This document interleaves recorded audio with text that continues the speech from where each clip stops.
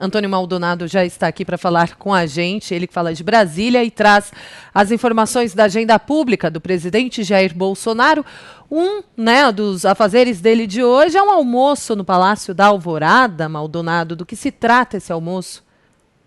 Isso mesmo, Kalina, bom dia a você, bom dia a todos. Esse é o terceiro compromisso do dia do presidente Jair Bolsonaro. O primeiro deles já acontece neste momento aqui no Palácio do Planalto, que é o encontro, uma reunião com o ministro-chefe da Casa Civil, General Braga Neto. Às 11 horas da manhã, o presidente Jair Bolsonaro recebe também aqui no Palácio do Planalto o ministro do Desenvolvimento Regional, Rogério Marinho, e aí meio-dia ele deixa aqui o Palácio do Planalto, desce em direção ao Palácio da Alvorada e lá se encontra lá com o presidente da Fiesp, Paulo Scaff, e mais pelo menos 5 ministros que devem participar desse almoço aí, que está planejado, enfim, na agenda.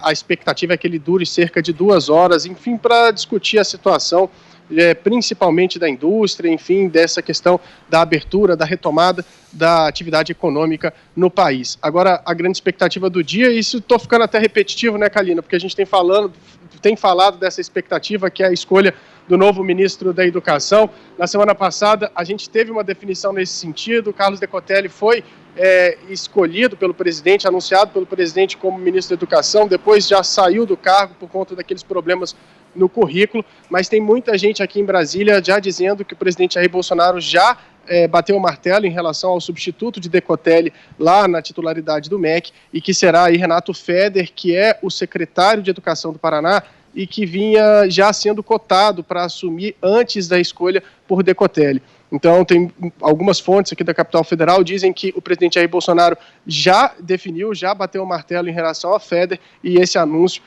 de quem vai, de fato, assumir o MEC pode acontecer ainda nesta sexta-feira. Bom, a gente continua acompanhando. Agora eu quero tirar uma dúvida com você. Teve uma determinação do presidente hoje de manhã que tem causado discussão, né? Qual é?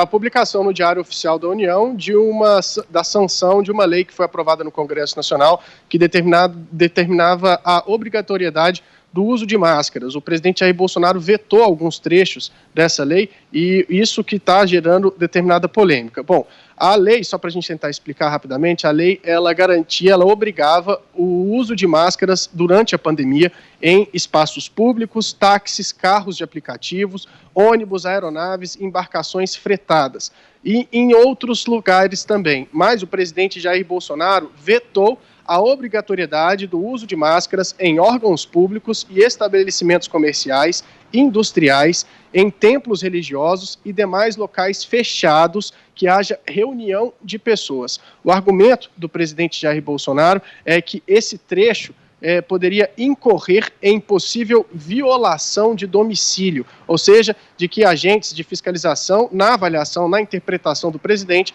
poderiam então entrar na residência das pessoas para fiscalizar se elas estavam de fato usando máscaras, muito embora a lei não previsse essa possibilidade da obrigatoriedade do uso em domicílio. Os estabelecimentos também, graças a essa decisão do presidente Jair Bolsonaro, não serão obrigados a fornecer máscaras gratuitamente aos funcionários, que era outro trecho que estava na lei aprovada pelo Congresso Nacional e foi vetado pelo presidente da República. Ele também vetou o trecho que obrigava o poder público a fornecer máscara aos mais pobres, ou seja, o Estado não vai estar mais, então, obrigado a garantir o equipamento de proteção às pessoas mais pobres que não têm condição de comprar. Então, essas decisões do presidente foram tomadas ainda ontem, ele chegou a falar disso na live de ontem, e publicadas no Diário Oficial da União desta sexta-feira.